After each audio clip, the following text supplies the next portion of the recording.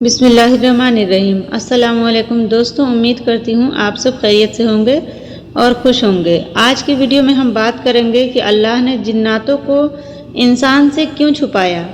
قرآن اور حدیث کے مطابق جنات اللہ کی مخلوق ہیں جنہیں آگ سے پیدا کیا گیا ہے۔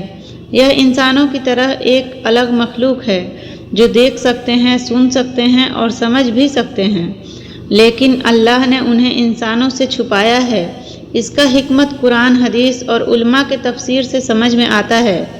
اللہ نے اس دنیا کو انسان کے لیے ایک امتحان گاہ بنایا ہے، اور اگر انسان جنات کو دیکھ پاتا تو اس کا دھیان عبادت، توبہ اور نیک عمل سے ہٹ سکتا تھا۔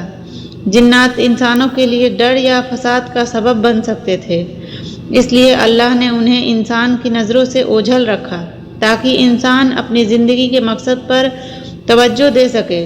جنات کا مزاج انسانوں سے الگ ہے۔ ان کی شکل، قوت اور ان کی فطرت انسانوں کے لیے ڈرانے والی ہو سکتی تھی۔ اللہ نے اپنی رحمت سے انسانوں کو اس ڈر اور خوف سے بچایا۔ اگر جنات انسانوں کے سامنے ہوتے تو انسان دین اور دنیا کے کاموں میں صحیح توجہ نہیں دے پاتا۔ اللہ نے انسان اور جنات دونوں کو اپنی عبادت کے لیے پیدا کیا ہے، جیسے کہ قرآن میں فرمایا گیا ہے۔ اللہ تعالیٰ قرآن میں فرماتے ہیں، میں نے جن اور انسان کو صرف اپنی عبادت کے لیے پیدا کیا۔ جنات اور انسان کے لیے الگ الگ ذمہ داریاں اور دائرے ہیں۔ اگر دونوں مخلوق ایک دوسرے کے آمنے سامنے ہوتے تو اللہ کے بنائے ہوئے نظام میں پریشانی پیدا ہو سکتی تھی۔ جنات کا انسانوں سے چھپا رہنا اللہ کی قدرت اور حکمت کو ظاہر کرتا ہے۔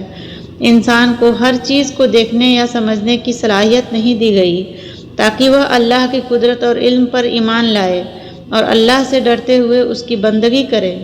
شیطان، جو کہ جنات میں سے ہے، انسان کا دشمن ہے۔ اگر جنات انسان کے سامنے ہوتے تو شیطان اپنے فریب اور دھوکے سے انسانوں کو گمراہ کرنے میں اور آسانی محسوس کرتا۔ اللہ نے انسان کو ایسی آزمائش سے محفوظ رکھا۔ اللہ نے جناتوں کو انسان سے چھپا کر انسان کے لیے رحمت اور حکمت کا نظام قائم کیا۔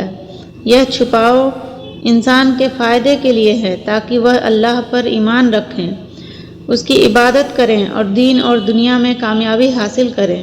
باقی اللہ بہتر جانتا ہے۔ امید ہے ہماری آج کی ویڈیو آپ کو اچھی لگی ہوگی، تو اسے لائک، شیئر اور سبسکرائب ضرور کیجیے گا۔ ملتے ہیں اگلے ویڈیو میں، تب تک کے لیے اللہ حافظ۔